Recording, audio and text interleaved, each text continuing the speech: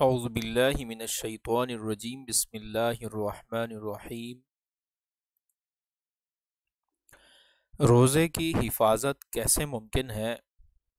سامعین ذی قدر، اگر روزے کو پورے احکام و آداب کی مکمل رعیت کے ساتھ پورا کیا جائے تو بلا شبہ گناہوں سے محفوظ رہنا آسان ہو جاتا ہے۔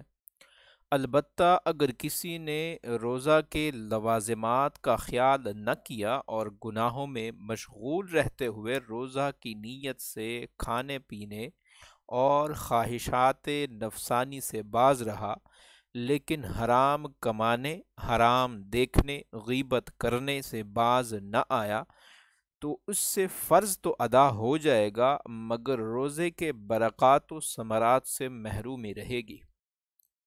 حضرت ابو عبیدہ بن جراح رضی اللہ عنہ سے روایت ہے کہ حضور نبی اکرم صلی اللہ علیہ وسلم نے فرمایا: الصوم جنت، الصوم جنت ما لم یخرق۔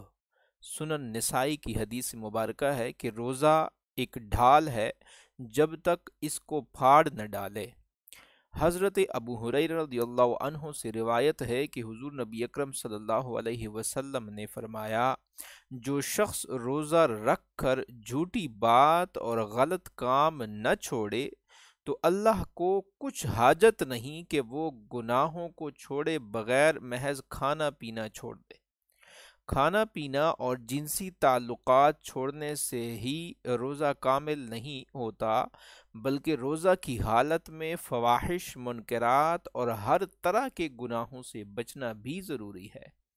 لہٰذا ان احادیث کی روشنی سے یہ ثابت ہوتا ہے کہ روزہ دار روزہ رکھ کر جھوٹ، غیبت، چغلی اور بد کلامی سے پرہیز کرے، آنکھ کو مذموم و مکروہ اور ہر اس چیز سے بچائے جو یاد الہی سے غافل کرتی ہو، کان کو ہر ناجائز آواز سننے سے بچائے، اگر کسی مجلس میں غیبت ہوتی ہو تو انہیں منع کرے ورنہ وہاں سے اٹھ جائے۔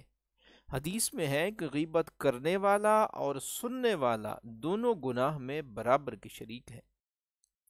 بوقت افطار اتنا نہ کھائے کہ پیٹ تن جائے۔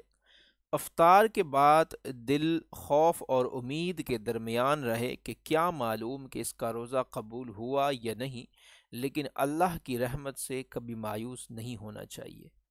بس اعضاء کو گناہوں سے بچانا ہی در حقیقت روزے کی حفاظت ہے۔